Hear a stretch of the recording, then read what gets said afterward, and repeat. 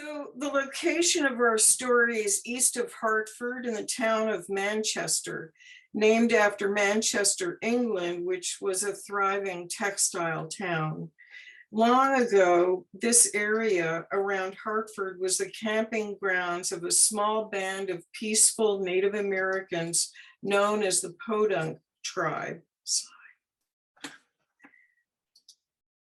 It was first settled by colonists around 1673 after Thomas Hooker led a group of Puritans from Massachusetts Bay Colony to found Hartford. Manchester was incorporated in 1823. The mulberry tree and winding thread in the town logo hints at the importance of the silk manufacturing that was to come. The earliest Cheneys settled east of Hartford and were farmers said to have immigrated from England in the 1630s. Down the generations, brothers Timothy, Benjamin, and Asahel Cheney worked as clockmakers. They were known for introducing wooden works and engraved clock faces in this country. Ingenuity and industry ran in the family early on. The brothers who founded Cheney Brothers Silk were the sons of George Cheney, a son of Timothy, the clockmaker, and Electa Woodbridge Cheney. The genealogy record shows both George and Electa were sixth generation Americans, quote unquote. They had 8 sons and finally a little daughter in 1821. Here are the sons of George and Electa, the founding brothers of Cheney Brothers. They were all raised at the Cheney homestead at 106 Hartford Road in Manchester at the base of what has been designated the Great Lawn.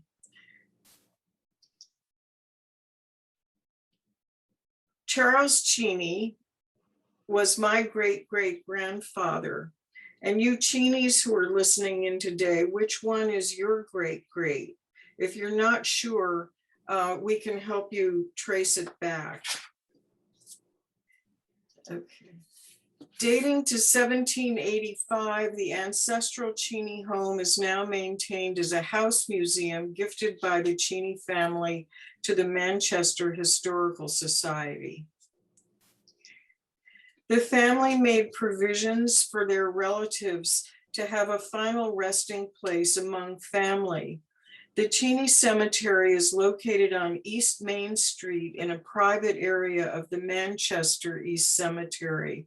It is owned and maintained by the Cheney Cemetery Association, which was established in 1914. We can boast one of the last remaining tall stands of hemlocks in the state. They're not showing much in this slide, but they are certainly very stately. The association also works on family genealogy and manages a donor-advised fund at the Hartford Foundation. There currently are about 200 members of the Cheney Cemetery Association. This year, we're building a website and working with Ancestry.com on a digitized family tree. And today's presentation is sponsored by the association. So now that you've been introduced to the cast of characters, let's talk about the silk business. Our story begins with a white mulberry tree, the only food of the silkworm caterpillar. Okay.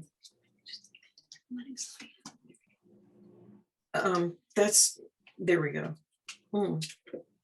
Silk culture began in American colonies around 1613, when silkworm eggs and mulberry seeds were imported to Virginia and then to other colonies.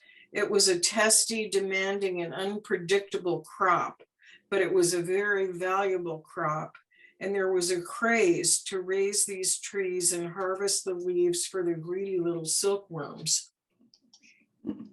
But Morus multicaulis wasn't as hardy as everyone had hoped. Recurrent blights wreaked havoc on farms across the Northeast, and the growing specter of a widespread crop failure made investors wary. Following the panic of 1837, investors simply stopped giving money to the silk experiment.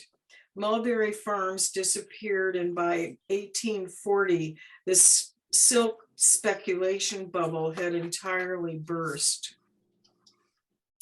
The Cheneys, however, acted before the silk crash took full effect. They had the foresight to determine that the future of the American silk market lay not in the production of the raw material, but in its processing. Ward, Frank, and Rush Cheney partnered with their brother Ralph and a colleague, brother-in-law, Edwin Arnold, in 1838 to open the Mount Nebo silk mills in Manchester and a small plant adjacent to the Hot Brook River. This engraving shows the mill complex in 1876, indicating the huge growth of the business in only 42 years. The mill buildings grew to cover 35 acres with 4,700 employees around the turn of the century. Let's go back and look at that for a minute. I think there were actually around 100 acres with some park-like settings. You can see a little bit in the foreground for people to get outside and have a really lovely environment. Okay. This was a thread winding building, which gives a sense of the scale of just one of the operations of Cheney Brothers, which attended to every step, making every step of silk making except raising the silkworms. It could be described as a diversified vertical business, starting with cocoons and raw silk. The Cheneys built a 2.5-mile railroad spur between Manchester and Hartford to transport goods and employees back and forth from the plant they operated in Hartford. A ticket cost 4 cents. My father recalled as a little boy hanging around the yard and learning about mechanics from the men who ran the Cheney goat, which is what they called the engine. The most unusual building in the whole complex is a walk-in vault built in 1920 in the side of a hill next to the tracks of the South Manchester Railroad. The building was used to house cocoons and raw silk imported from Italy and China, as well as finished goods on their way out of Manchester. The upper stories are accessible only by an internal hydraulic elevator powered by water. This impenetrable structure underscores the high value of silk and was a defense against a repeat of a theft that involved the murder of a Cheney Brothers guard. The Cheney Brothers area was declared a National Historic Landmark District in 1978. The mill buildings have been repurposed for residential use as condos and apartments in a highly successful architectural reuse project. The Manchester Historical Society provides walking tours several times a year, runs a museum in the old machine shop, and puts on programs and events at the Cheney homestead. Of course, there would be no business without workers, and in hiring and employee relations, Cheney Brothers was an exemplar within the textile industry, whose record of deplorable working and living conditions for employees can only be viewed as shameful. The Cheney business philosophy of welfare capitalism, or industrial paternalism as it's called, tended to all the needs of those working for the company and provided incentive through generous consideration.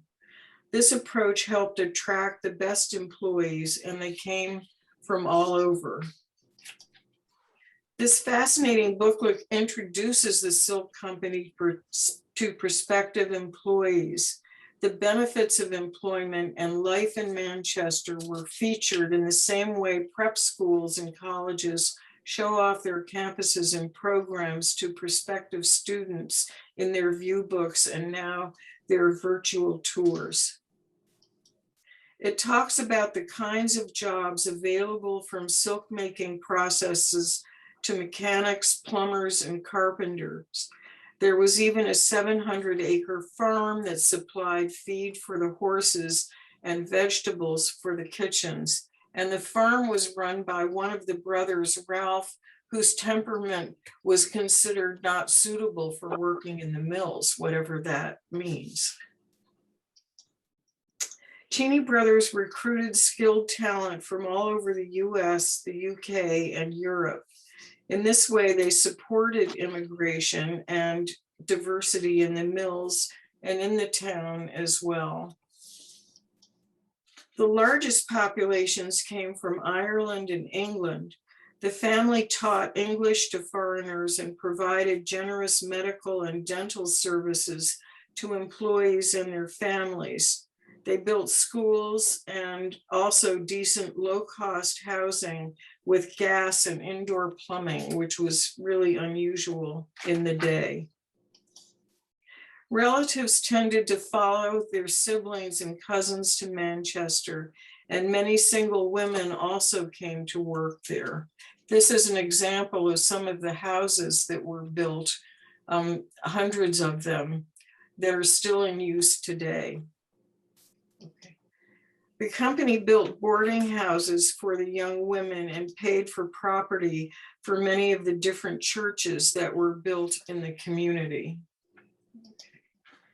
All Cheney employee children were to attend Cheney-sponsored schools, and many employees worked their way up the ladder, learning new skills along the way. Howell Cheney established a technical high school in 1915 as a textile school in order to provide training for young people wishing to work at the silk mills. It is still going strong today. In 2017, the Cheney Cemetery Association established the Spirit of Innovation Award in Howell Cheney's honor, carrying $1,000 prizes for 2 graduating students selected by the faculty each year. My ancestors purposefully made their homes nearby in a vast park-like setting that surrounded the mills. The Cheney, being so close to and involved with employees was a strong bond of community in Manchester. And I should mention that all male Cheney children were required to work at the company keep it.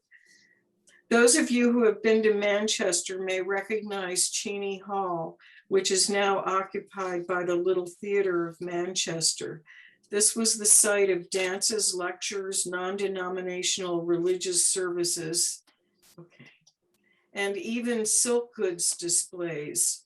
It became a hospital for a period during the 1918 flu epidemic. They built fire stations and libraries. This is the Mary Cheney Library. They offered English lessons and read to the employees to help break the monotony and stress of mill work and to help them with their English. They electrified Manchester and brought in gas and other utilities, as well as building reservoirs nearby. Some say that the Cheneys owned Manchester.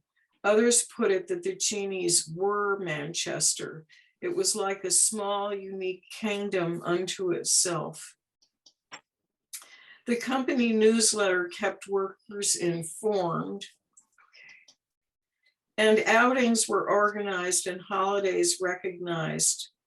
This one is the annual outing of the cravat department, where they went to East Hampton in 1930. Give you an idea of what people were wearing to work in those days. And I think that the smiling was not permitted, perhaps, in these pictures. But the let me just say that the outings were organized and there was a culture of respect and trust, I feel, contributed to productive environment in which every voice counted. At the beginning, they knew nothing about silk. They figured out how to do things as they went along and banked on the ingenuity that existed among the people. They keep this. The Cheney brothers recognized longevity of service starting at 10 years. An unusual number of people made it to 40 and 50 years, and generations of Cheney brothers employees built the town of Manchester. Okay. The Cheney family was dedicated to service and civic involvement as fundamental values. It was said that Charles encouraged improvements to Manchester as a way of preventing the family from getting too rich. Of course, what was good for Manchester was also good for business, and my ancestors believed that supporting a productive, safe community led to advantages for everyone. And these are the 40 and 50-year people. I can't remember which year this was taken, probably in the 40s. Okay. The first of many examples of ingenuity that came from this mindset that helped enormously with finances was the Rixford roller, patented by Frank Cheney in 1847. The Rixford roller revolutionized silk manufacturing by replacing direct drives found in older silk rollers with a new friction-powered drive that wound raw silk into hardier double twisted threads. It's possible I did not put the right slide here, but we'll see it in a second. Okay. This looks more like it. In 1882, they began spinning waste silk taken from damaged cocoons and became the first factory in the world to successfully develop a sustainable method for turning waste silk into a final product with no noticeable imperfections. Their first successful spun silk cloth was introduced in 1866, in time to serve the many war widows in need of affordable black silk for mourning. Cheney's two innovations established the company's reputation for innovation, and Cheney began to attract many highly trained machinists. The manager of the Cheney brothers machine shop was a very bright young man named Christopher Spencer, an ex-Colt firearms employee. His supervisor was Frank Cheney, also a genius at all things mechanical. Another very important invention came out of their tinkering together, the Spencer repeating rifle. His revolutionary Spencer gun, patented in 1860, was developed in Cheney's Manchester factory, and the brothers helped Spencer organize a company to manufacture the carbine and leased factory space in Massachusetts. A demonstration was arranged with Abraham Lincoln at the White House and credited with a change in fortune in the Civil War. You will recall founding brothers Seth and John from the earliest slides. These fellows were noteworthy for making periodic critical loans to the fledgling enterprise their brothers had started, keeping it afloat during lean times. Patents and these boosts to income kept the company from going broke more than once. And it's interesting to me that John and Seth were so successful with their engraving business that they were able to float these loans. Okay. As the marketer that I am, I became interested in knowing more about how Cheney got the word out to their buying audiences. Of course, there was no internet, no TV. The main avenue was traditional print advertising. I began collecting magazine ads on eBay. Most of the early ads were very bland and focused on offerings or what we do. The major audience were buyers from high-class dry goods stores. Ready-to-wear did not exist yet. In the 19-teens, illustration became a part of ads for magazines placed in Ladies' Home Journal, Scribner's, and the Delineator, among others, along with copy aimed at placing Cheney Brothers silk among elite products for well-to-do patrons. These ads were made much more appealing when illustrated, and the company began commissioning signed paintings to create an effect that leans more toward lifestyle and image over an approach that touts only features. But despite all efforts in the teens, the company felt it was slipping in market position, having taken a very conservative stance in its advertising for a long time, and hired Henry Crayange to establish a marketing program in 1918. He is in profile under the flag on the right side at a meeting of, let's see, it's representing the US at the International Exposition of Modern Decorative and Industrial Arts in 1925. Cheney Brothers opened its Paris-based studio run by Crayange, who was also an artist and illustrator with a must-have connection to the city of style.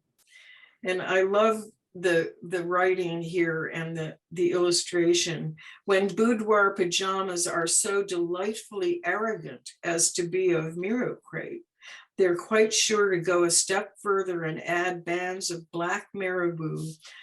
Crepe Cheney forms the pleated trimming and lines the coat. Okay. Crayange took the firm in a new direction, releasing a series of stimulating new collections showing a strong modernist influence. He called it Staccato. The effort was accompanied by an aggressive marketing campaign branded, as I said, Staccato, through the 20s, and the craze for printed silk moved on. This is one of his fabric designs that we will see in some drawings. Okay.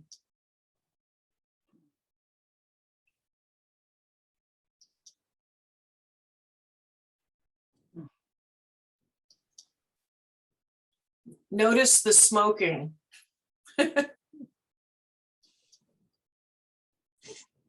Okay. Crayange hired Edward Bernays, a publicist, and together in 1924, they began an elaborate campaign to compete with the French, who had a monopoly on style. Bernays created the Cheney Style Service, which included a mat service, which was a syndicated content and advertorials for 300 small newspapers, fashion bulletins for department store salesmen, and letters about French fashion to hundreds of newspaper editors. In other words, Bernays linked Cheney Brothers to high style rather than snubbing the French nose. What I find absolutely fascinating is that Bernays was a nephew of Sigmund Freud and an innovator of huge persuasive messaging campaigns that could change the minds of the public. The father of spin was a firm believer in linking celebrities and products, and pulled off some amazing public relations coups for Cheney Brothers, including a French endorsement of a made in America product, i.e. Cheney silk, which had a huge impact on the company's position. More paintings were commissioned to help lead trend. Another awakening of spring ad here in 1923, The artist for this ad was Gerda Wegener, an avant-garde painter illustrator living on the edge in the 1920s. Yeah. She was portrayed in the movie The Danish Girl. Okay. By 1924, as Cheney was becoming more sensitive to changing fashion and the craze for all things Chinese, they sought to evoke a feeling in their ads using more commissioned art, again, sometimes by prominent female artists of the day. In addition to media attention garnered by extensive magazine and newspaper advertising, the company was issuing beautifully produced croquis or sketchbooks. The Wadsworth Atheneum Museum in Hartford has a collection of about 30 of these folios containing fashion plates broadly circulated in the day. The Parisian openings verify the Cheney forecast of color styles. In her book, The Color Revolution, Virginia Blassick devotes an entire chapter to Cheney brothers leading the way and dictating colors by season, including commissioning Georgia O'Keeffe to create art based on Cheney's color picks for the 1926 season. Her paintings were placed in store windows. None is known to exist today, although I'm hoping for a miracle.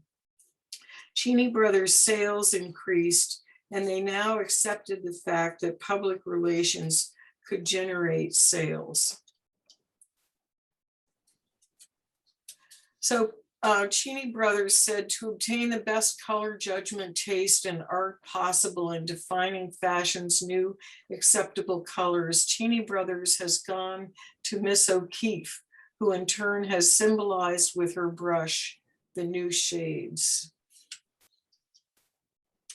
Of course, the silk story would not be complete without a mention of Cheney cravats and ties. This ad of the Downton Abbey era depicts the bon vivant, probably after a few glasses of eggnog at the Christmas tree. He is described in the ad as the man of ripened judgment, and I would say, ladies, beware. Cheney brothers also designed more than dress fabric. The company designed fabrics for upholstery and fine furnishings. And this is a chair with Cheney upholstery at the Metropolitan Museum. Cheney brothers became very popular providers of custom automobile upholstery. You could order one-of-a-kind seat coverings for your bespoke car. Their popularity was renowned throughout the 20s and 30s for this kind of fabric. Our upholstery department is ready at all times to do the unusual thing, the authentic thing, the thing unexpected very well. Velvet was popular at the time for casket linings and advertised in industry publications for funeral directors. Cheney had made silk velvet from its earliest days. Later on, they went on to produce parachutes with a subsidiary, Pioneer Parachute. This ad was published in 1941 in Aero Digest, another specialty magazine of the industry. It shows now a little bit the care with which was taken in making parachutes. This is using nylon, which the company had to quote unquote succumb to in that period. And the parachute making with nylon was another thing that helped the business remain solvent during the 40s. So this is my great grandfather's house. At the top of the Great Lawn, you saw the homestead a bit more modest at the bottom of the Great Lawn. It was designed by his cousin Charles Platt. My great-grandfather had 11 children, And his his brother, Frank Cheney, had 12 children. And there were no fences among a whole series of these large homes. And children and dogs were allowed to run free and go into any Cheney house that they wanted to. It's told that my Aunt Helen's dog used to go down to the grocery store and step on the thing that opened the door and invite other dogs in. And they would have to call her up and tell her to come and get this animal. This is my great-grandfather, Knight Dexter, and he was a younger brother of Frank W. They both played very important roles in the business. They had come with their father, Charles, from Mount Healthy, Ohio, back to Manchester when the mulberry crop failed. Further disasters were that their sisters and mother had died in Ohio, and so Charles had to start all over again. It's worth noting that in Ohio, Charles led a double life as a tree farmer and an abolitionist.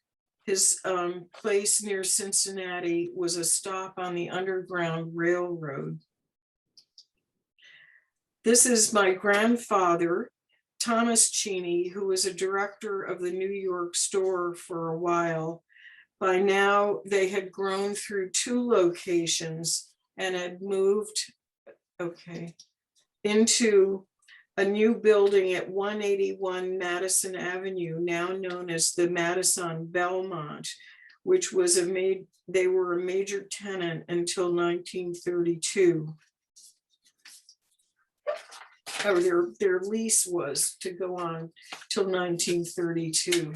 They became very allured by ironwork and working with Edgar Brandt. These are the doors of 181 Madison. And now we can, and here's another design of Brandt's used for a display tree for Cheney brothers in the 20s. You can see again the influence of Brandt in this cover design for a book that was prepared by Horace Cheney and the Metropolitan Museum. It shows really a history of design throughout the ages. It's quite fascinating. And it shows that Cheney brothers looked to the past to have inspiration for some of the cloth designs that they made. They had a natural affinity for the arts and letters, and they were deeply immersed in textile design and rubbed elbow with the well-known artists and thinkers of the day. They commissioned a portrait of the child Ruth Bacon Cheney by John Singer Sargent, who captured the little girl's unconventional pose so beautifully. They were friends of Louis Comfort Tiffany, and I can't resist showing you one of his amazing pieces.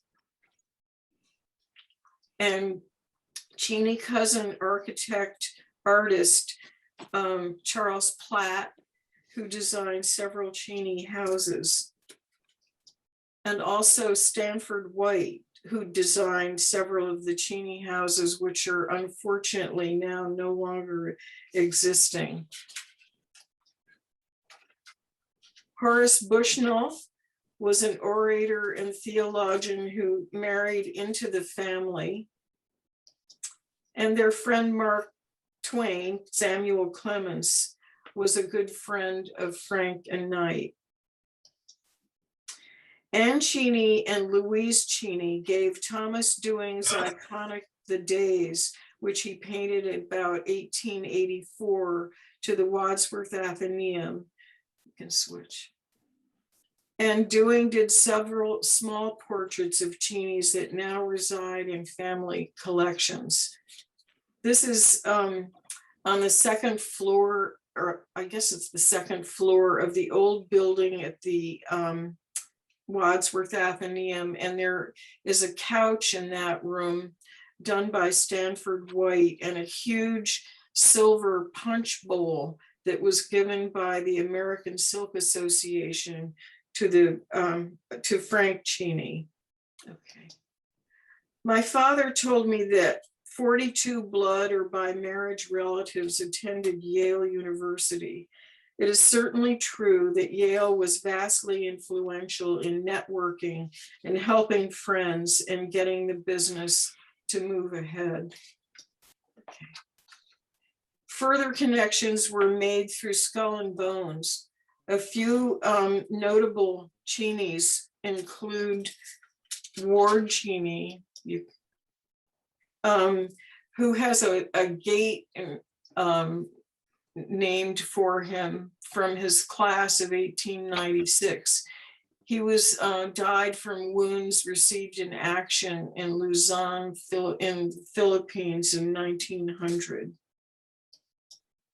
Alfred Coles was another married into the Cheney family. He and his brother both married Cheney women, and which causes great confusion and interest in the family tree chart. He graduated from Yale in 1913. And this guy is one of my heroes. This is Alexander Lambert, who was a physician and the personal physician of Theodore Roosevelt. These are some of the things that he did in his career. Many things conspired to bring Cheney brothers to an end. Competition of synthetics and new manufacturing methods, patent piracy, and an inability to change and grow with the times. The company, which had flourished for almost 125 was sold to American Thread in 1955. And one of the people who was very influential for me was Carol Crute, who was the curator of textiles at the Wadsworth Atheneum and really studied the business. Unfortunately, Carol died of cancer, and all of her notes are in the archives at the Wadsworth. And I keep hoping that a graduate student will want to take all this information and put it together in a better story than I can tell.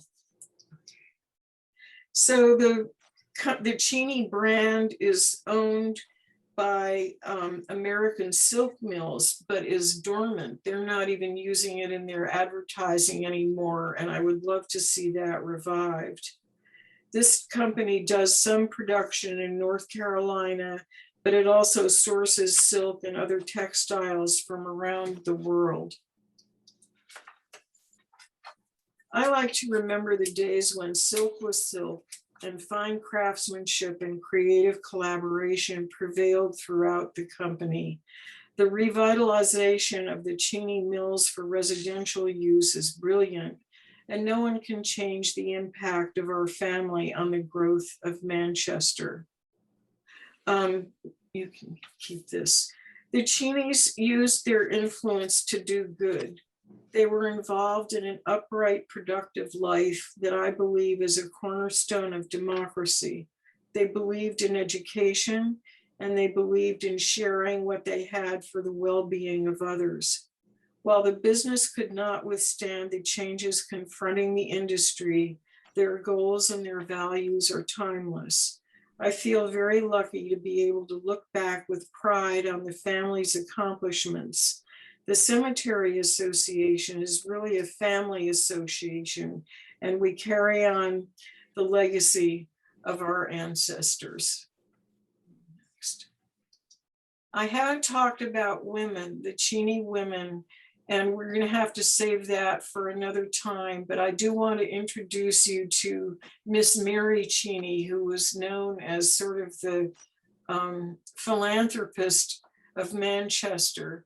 She was very modest and did not acknowledge many of her large gifts, which include the library and other causes that she supported. But with that, I will end and see if you have any questions. Thank you so much.